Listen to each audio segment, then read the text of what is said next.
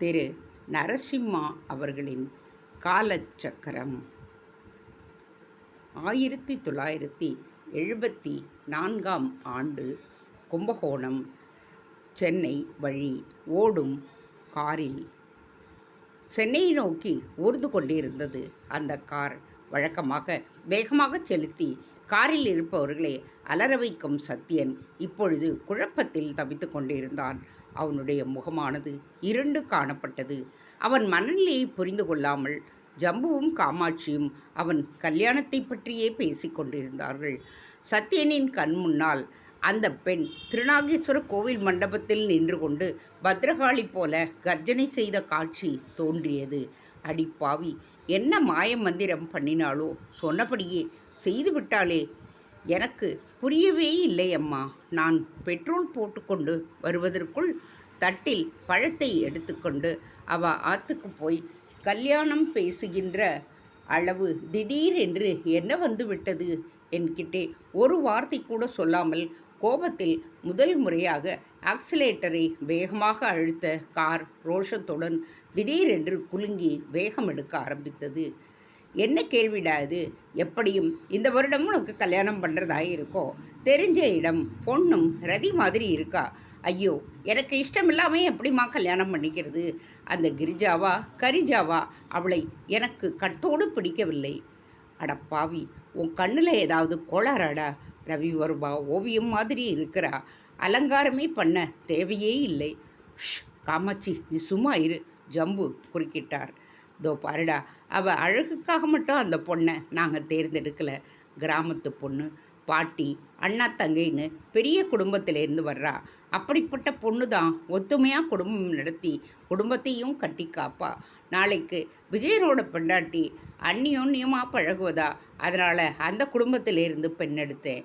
சத்யனுக்கு எரிச்சலாக வந்தது. இவன் மனதை ஏன் இவர்கள் புரிந்து கொள்ள மறுக்கிறார்கள்? பிள்ளைகளுக்கு என்று அபிப்பிராயங்கள் உண்டு என்று எந்த காலத்தில் தான் இவர்கள் புரிந்து கொள்ளப் போகிறார்கள்? அப்பா, உண்மையை சொல்லிடுறேன். நான் ஏற்கனவே ஒருத்திய மனசில் நினச்சிக்கிட்டு இருக்கேன். தூக்கி வாரி போட்டது ஜம்புவுக்கும் காமாட்சிக்கும். விஜயன் கேலியுடன் பார்த்தான். அதான பார்த்தேன். கல்யாண பேச்சை எடுத்தாலே ஒரு லவ் ஸ்டோரி உதயமாகும். யாரடா அந்த பொண்ணு? ஜம்பு கேட்டார். நீங்கள் நினைக்கிற மாதிரி பெரிய குடும்பம்லாம் கிடையாது. சாதாரண குடும்பம்தான். அப்பா அம்மாவும் கிடையாது. திருவல்லிக்கேணி ஹாஸ்டலில் தங்கி படிக்கிறா. கிரிஜாவை விட பார்க்க அழகாக இருப்பாளா? காமாட்சி நிஷ்டூரமாக கேட்டாள். இல்லை, கொஞ்சம் மாநிலம் சுமாராகத்தான் இருப்பா.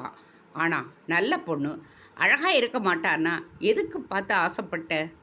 அழகு அழகு என்னம்மா அழகு வேண்டி இருக்குது? நம்ம மாதிரி குடும்பங்களுக்கு நல்ல குணமதியான பொண்ணு கிடைச்சா போதாதா? தாம் பார்த்திருக்கிற ஜெயந்தி எவ்வளோ உயர்ந்தவ, எவ்வளவு நல்லவ தெரியுமா? இவர்களுக்கு தான் நான் 10 தடவை உன்னை காதலிக்கிறேன்னு சொல்லியாச்சு. ஆனால் அதெல்லாம் சரிப்பட்டு வராதுன்னு சொல்கிறா. நீ கூட அந்த பொண்ணை பார்த்திருக்கேப்பா. எப்படா? ஆச்சரியப்பட்டார் ஜம்பு. ஒரு பொண்ணு பில் பணம் குறையுதுன்னு அழுதுட்டு நின்னப்ப நான் பணம் கொடுத்தேன். அவ கூட அதை திருப்பி கொடுக்க வந்தப்ப நீ தான் வாங்கிட்டு அவன் நேர்மையை பாராட்டுறேன்னு சொன்னியான். ஜம்புவுக்கு அந்த பெண்ணின் முகம் ஞாபகத்துக்கு வரவில்லை. சக்தியாக இருக்கட்டும், அது போட்டும். அந்த பொண்ணு ஜெயந்தி தானே? அவள் பேர் அதுதானே? நேர்மையானவ, நல்ல குணம் உள்ளவ, எல்லாம் சரிதான். ஆனால் கையில் பணம் இருக்கா? இல்லை. யாருன்னு கூட பார்க்காம ஹோட்டலுக்கு சாப்பிட வர்றவளை என்னன்னு சொல்கிறது? ஜாகிரதை போதான்னு தானே சொல்லணும். இந்த கிரிஜா பலே கெட்டிக்காரியாக இருக்காளே. கெட்டிக்காரத்தனோன்னு எதை சொல்கிறீங்க? முகத்தில் ஒரு சுறுசுறுப்பு இருக்குல்ல, கவனிச்சியா காமாட்சி? அப்பா, சத்யன் எப்படியாவது பெற்றோர்களின் மனதை மாற்றி விடுவது என்று தீர்மானத்துக்கு வந்திருந்தான். நான் சொல்ல வேணான்னு தான் இருந்தேன். வேறு வழி இல்லை, சொல்லியே தான் ஆகணும். திருநாகேஸ்வரம் கோயிலுக்கு அந்த பொண்ணு என்கிட்ட தப்பாக நடந்துக்கிட்டாப்பா. என்னது?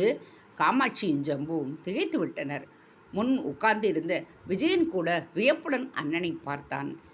விஜயா, நீ அந்த சங்குவோட பால் வாங்க போனல்ல? ஆமாம். அப்போ அந்த பொண்ணு சடார்னு என் காலை பிடிச்சிட்டு நீ தான் என் புருஷன்னு அழ ஆரம்பிச்சிடுது. ஐயோ, கலவரப்பட்டு போனாள் காமாட்சி. எனக்கு என்ன செய்யறதுன்னே தெரியல. எனக்கு விருப்பமில்லைன்னு சொல்லிட்டு நகர்ந்து போயிட்டேன். விஜயனும் அண்ணனுடன் சேர்ந்து கொண்டான். அப்பா, எனக்கு அப்போவே டவுட்டு. அந்த பையன் சங்கு இருக்கானே, அவன்கிட்ட ஏதோ ப்ராப்ளம். திடீர்னு வெறிச்சு வெறிச்சு பார்க்குறான். சம்மந்தமே இல்லாமல் பேசுகிறான். என்கிட்ட சொல்கிறான், அவன் தங்க கிரிஜாவை கல்யாணம் பண்ணிக்கிறவன் பிரைம் மினிஸ்டராக கூட ஆகிடுவானான். அவ்வளவு யோக ஜாதகமாக அவளுக்கு. எங்கிட்டேயே கதை அளக்கிறான். சத்யன் தனக்கு தம்பி மூலக ஆதரவு கிடைத்துவிட தாய் தந்தையரிடம் தொடர்ந்து கிரிஜாவை பற்றி புகார் கொடுக்க ஆரம்பித்தான். திருநாகேஸ்வரம் போக வழிதாமா கேட்டேன். கூட வந்ததோடு இல்லாமல் ஏன் தங்கையை வேற ஒட்ட வச்சுட்டா. அந்த பொண்ணு கண்ணாடி வழியாக என்னை பார்த்து முறைக்கிறதும் சிரிக்கிறதும் எனக்கு அடியோட பிடிக்கல. என்னடா இது? காமாட்சி கலக்கத்துடன் ஜவ்வுவை பார்த்தாள். இப்படி சொல்கிறானே, நீ சும்மா இரு, மனைவியை அடக்கினார். சத்யா, கொஞ்சம் காரை மரத்துக்கு கீழே ஓரமாக நிறுத்திக்கிறியா? ஏன்? அப்பாவுக்கு பசிக்குது போல இருக்கு. இட்லி புளிமிளகாய் எடுத்துட்டு வந்திருக்கேன், சாப்பிடலாம். காமாட்சி சொல்ல சத்யன் காரை ஒரு மரத்தடியில் ஒதுக்குப்புறமாக நிறுத்தினான். காமாட்சி பையிலிருந்து பொட்டலங்களை எடுக்க ஆரம்பித்தாள். சத்யா, நான் காரை நிறுத்த சொன்னது இட்லி சாப்பிட்றதுக்காக இல்லை. நம்ம வாழ்க்கையிலேயே ஒரு ஃப்ளாஷ்பேக் இருக்குது, அதை உங்ககிட்ட சொல்ல போகிறேன். விஜயா, நீயும் கேளுடா. காமாட்சி பொட்டலங்களை விநியோகிக்க அதை பிரித்தபடியே சத்யனும் விஜயனும் தங்கள் குடும்ப சரித்திரத்தை கேட்க ஆரம்பித்தனர். சத்யா, விஜயா, நாம் 4 பேரும் செத்து போய் 20 வருஷம் ஆகியிருக்க வேண்டியது தெரியுமா? ஏற்கனவே பச்சை மிளகாய் புளித்தொக்கு நாக்கில் சுள்ளென்று ஏறிக்கொண்டிருக்க அப்பா தந்த அதிர்ச்சியிலிருந்து அதோடு சேர்த்து இருவருக்கும் புரையே ஏறிவிட்டது. தங்களை ஆசுவாசப்படுத்தி கொண்டனர். டிஃபனை சாப்பிட மறந்து ஜம்புவின் முகத்தை திகைப்புடன் பார்த்தனர். என்னப்பா சொல்கிறீங்க? ஆமாண்டா, இப்போ இட்லி விநியோகம் செஞ்ச மாதிரி அப்போ அம்மா அரளி விதையை அரைச்சி நாம் சாப்பிட்றதுக்காக விநியோகம் பண்ண தயாராக வச்சுருந்தா. எதுக்குப்பா நாம் தற்கொலை செஞ்சுக்கிற அளவுக்கு நமக்கு என்ன கஷ்டம் வந்தது? சத்யா, நான் ஜாங்கிரி ஜம்புவாக இருந்து இப்போ ஹோட்டல்ஸ் படிகத்தோட எம்டியாகவும் இருந்திருக்கேன்னா அதுக்கு என்ன காரணம்னு நினைக்கிறேன்? உங்களோட கடின உழைப்பு, வாழ்க்கையில் முன்னேற வேணுங்கிற வெறி, தன்னம்பிக்கை அப்படின்னு எல்லா பெரிய மனுஷாலும் பத்திரிக்கை பேட்டியிலே சொல்லுவா. ஆனால் உண்மையிலேயே அதெல்லாம் உடான்ஸ். டைம் இருக்கு பாரு, அதாண்டா காலச்சக்கரம். அது ஒரு நொடியில் ஒருத்தனை பெரிய இடத்துக்கு கொண்டு போய் சேர்த்துடும். ஒரே நொடியில் கோடீஸ்வரனை குப்பை மேட்டுக்கும் தள்ளிடும். அது மாதிரி காற்றுல கோபுர உச்சிக்கு அடுத்து செல்லப்பட்ட இலைதாண்டான்னா. சத்யன் இமை கொட்டாமல் அப்பாவையே பார்த்தான். என்னம்மா ஃப்ளூக் தாண்டா, நான் கடின உழைப்பால் உயரலை, ஒரு பொம்பளை போட்ட பிச்சையால் தான் இந்த வாழ்வு எனக்கு. கேளு. ஜம்பு தன் நினைவுகளை பின்னோக்கி செலுத்தினார். காமாட்சி கல்யாணம் பண்ணிட்டப்ப கும்பை கோவில் மடப்பள்ளியில் தான் வேலை பார்த்தேன். கோவிலுக்கு வருமானம் போதலை. அதனால் எனக்கு என்ன கிடச்சிட போகிறது? மெட்ராஸுக்கு போய் சம்பாதிக்கலான்னு பட்டணத்துக்கு வந்த. பொங்கி போடுற வேலையை தவிர எனக்கு ஒன்றுமே தெரியாது. சீமந்தம் மாதிரி சின்ன சின்ன ஃபங்க்ஷனுக்கு சமையல் வேலை செய்வேன். காமாட்சியோட நகையை அடமானம் வச்சு பட்சண கடை ஒன்று வச்சு எதுவுமே சரிப்பட்டு வரல. அப்போ தான் நீ பிறந்த. சரி, நிரந்தரமாக சம்பளம் வர மாதிரி வேலை ஏதாவது தேடிக்கலான்னு ஒரு வக்கீல் ஆற்றுல சமையல்காரனாக வேலைக்கு சேர்ந்த. அவள் ஆற்றுல என் பேரில் அபிமானமாகத்தான் இருந்தா. அவள் பொண்ணோட நெக்லஸ் காணாமல் போகிற வரைக்கும் என் மேலே சந்தேகம் அவருக்கு வந்ததும் போலீஸுக்கு ஃபோன் பண்ணிட்டா. போலீஸ் வேலை என்னை அடித்து ஏற்றிட்டு போயிட்டா. சந்தி சிரித்து போச்சுடா. ஒரு நாள் முழுக்க லாக்கப்பில் அடி வாங்கினேன். கடைசியில் அந்த நகை அவள் ஆற்றுலேயே தான் இருந்தது. அந்த பொண்ணு ஞாபக மறதியாக எங்கேயோ வச்சுருந்தா. சாரி, நாளைக்கு வேலைக்கு வந்துடுங்கோ அப்படின்னு எதுவுமே நடக்காத மாதிரி சொல்லிட்டு போனார் அந்த வக்கீல் பிராமணன். அட போடா, உங்கள் சகாப்தமே வேண்டாம்னு ஆற்றுக்கு போயிட்டேன். அதுக்குள்ளே என் பேர் ரிப்பேர் ஆகிடுது. வேலைக்குன்னு யாருமே கூப்பிடலை. அப்புறம் சொல்லப்பா, மாமா தான் என் மேலே பரிதாபப்பட்டு என்னை அவரோட சமையல் குரூப்பில் சேர்த்துக்கிட்டா. நான் சுற்றுற ஜாங்கிரிக்கு ரசிகர்கள் அதிகம். அதனால் என் பேரும் ஜாங்கிரி ஜாம்பு அப்படின்னு ஆயிடுத்து. ஒரு நாள் கல்யாணத்தில் பரிமாறிக்கிட்டு இருந்த யாரோ ஒருத்தர் ஜாங்கிரி A1 இன்னொன்று கொடுங்கோ என்று சொல்லவே அங்கு சென்றேன். இவர்தான் ஜாங்கிரி செஞ்சாருன்னு பக்கத்தில் இருந்த கிழம் சொல்லிட்டு, கை நீளம் இருக்கிற வாழ்க்கை ஜாங்கிரி நல்லா சுத்த வரும்னு ஜோக் அடிச்சுது. எல்லாருமே சிரிச்சா. எனக்கு ரொம்ப அவமானமாக போயிடுச்சு. தலைக்கு மேலே கடை. உன்னை நல்ல ஸ்கூலில் சேர்த்து படிக்க வைக்க முடியலை. விஜயனுக்கு டைஃபாய்டு, மருந்து வாங்க கையில் காசு இல்லை. அப்படி கூட நான் தைரியத்தை இழந்து விடலை. ஆனால் நீ ஒரு நாள் விளையாட போனவ அழுதுண்டே திரும்பி வந்த. அப்பத்தான் நாங்கள் தற்கொலை முடிவுக்கே வந்தோம்டா. சத்யன் நெகிழ்ச்சியுடன் அப்பாவின் முகத்தை பார்த்துண்டார்.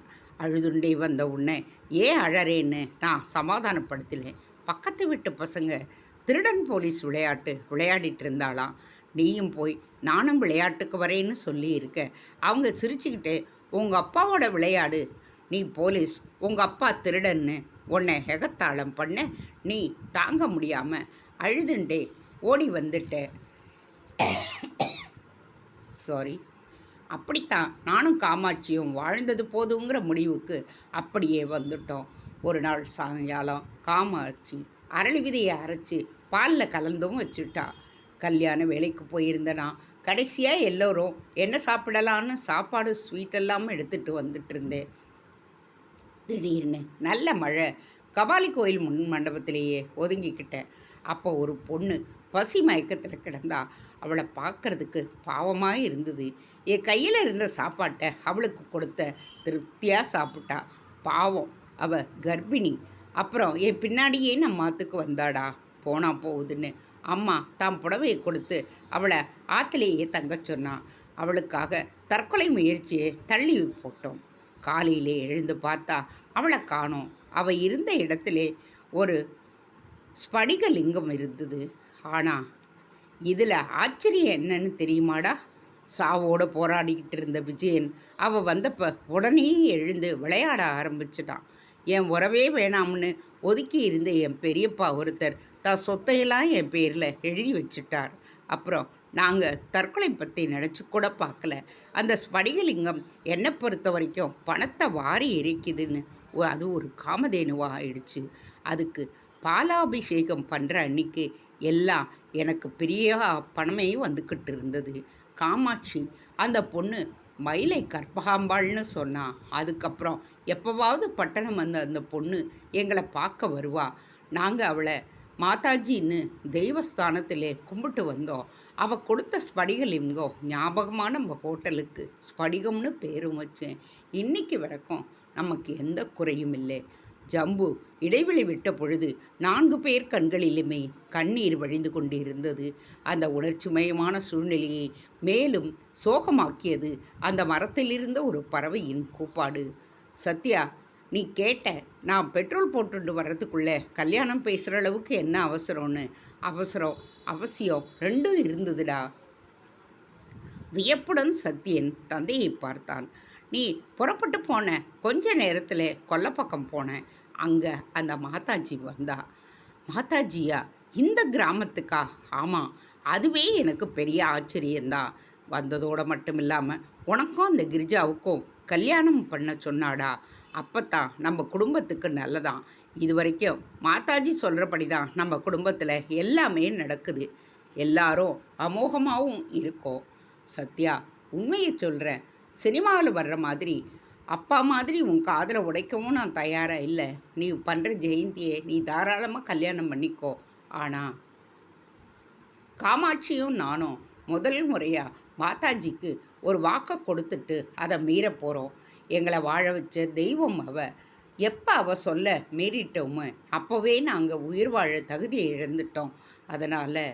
அதனால் சத்யன் அவருக்கு அடுத்ததாக என்ன சொல்லக்கூடும் என்பது புரிந்து விட்டது. 20 வருடத்துக்கு முன்னாடி நின்று போன எங்கள் தற்கொலை முயற்சியை இப்போ தொடர போகிறோம். அவ்வளவுதான் சத்யா. இது நிச்சயமாக பிளாக்மெயில் இல்லை. உன் மனசை உடைக்கவும் நாங்கள் விரும்பலை. மாதாஜி மனசையும் புண்படுத்த விரும்பலை. அதனால் முழு மனதோட இதுதான் தீர்வுன்னு நாங்கள் நினைக்கிறோம். திருப்தியாக செத்து போயிடுறோம்டா. உன் மேலே ஒரு வருத்தமும் கிடையாது. நீ ஜெயந்தியை கல்யாணம் பண்ணிக்கோ. ஜாடையாக சத்தியனுக்கு தெரியாமல் மனைவியின் கையை கிள்ளினார். காமாட்சி மலைத்து விட்டாள். அவர் இவ்வளவு நேரம் தற்கொலை பற்றி பேசியது எல்லாமே கணவனை ஜாடையாக பார்த்தாள். கண்ணீரை துடைத்துக் கொள்வதைப் போல வாயை சத்தியன் பார்க்காத வண்ணமாக திறந்து, உன் உள்ளே வா கட்டைக்கு என்ற பாவனையில் நாக்கை இடப்புறமும் வலப்புறமாக சுருட்டினார். சரிப்பா, உங்கள் இஷ்டம். அந்த கிரிஜாவையே கல்யாணம் பண்ணி தொலைக்கிறேன். சலிப்புடன் காரை ஸ்டார்ட் செய்து சத்தியனை திகைப்புடன் பார்த்தார் விஜயன். பெற்றோர் பார்க்காத வண்ணம் தன் நாக்கை திருத்தி இடமும் வலமுமாக சுழற்றினான் சத்தியன். உளவாக்கட்டைக்கு. தேங்க்ஸ் ஃபார் வாட்சிங். Please subscribe.